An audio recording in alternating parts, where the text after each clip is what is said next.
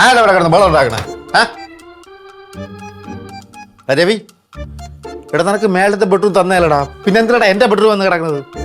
ചക്കക്കുരു ഏടാ രവി, ദൈവമേ, പാറുവിനെ കണ്ട് പേടിച്ചതുപോലും തന്നെ. രവി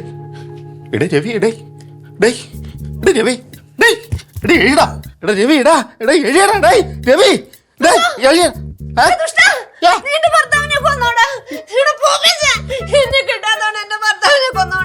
അയ്യോ ഞാനല്ല, നീ അങ്ങനെയൊന്നും പറയല്ലേ. ചേട്ടാ ചേട്ടാ മാളു, നിന്റെ അച്ഛനെ ഇങ്ങനെ കൊന്നടി. ഇത് നല്ലത് ദ്രോഹമായി പോയി കേട്ടോ.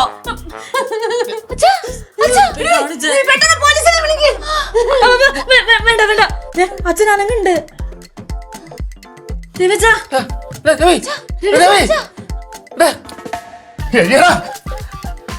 നിങ്ങളെല്ലാരും കൂടെ എന്റെ അടുത്ത് വന്നിരിക്കുന്നത് എന്തിന്? എന്റെ അടുത്ത് വന്നിരിക്കണ നീ എന്നാടാ എന്റെ ബെഡ്റൂം എന്ന് പറഞ്ഞ കാലമാടാ ആൾക്കാരെ കൊണ്ട് അതും ഇതും പറയിപ്പിക്കാൻ വേണ്ടി. നിനക്കില്ല മോൾ തന്നലയുടെ ബെഡ്റൂം അവിടെ കിടന്നൂടെ? ഞാൻ മായമ്മ അന്വേഷിച്ച് വന്നതല്ലേ. മനുഷ്യ ഇവിടെ ഒടുക്കത്തെ ഒരു സംശയം. രവിയച്ഛൻ ഇവിടെ കിടന്ന് കൂവി വിളിച്ചത് എന്തുവാ? അവിടെ ഒരു പ്രേതം. പ്രേതം?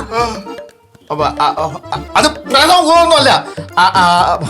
അത് അതെ എൻ്റെ ഭാര്യയാണ് പാറു.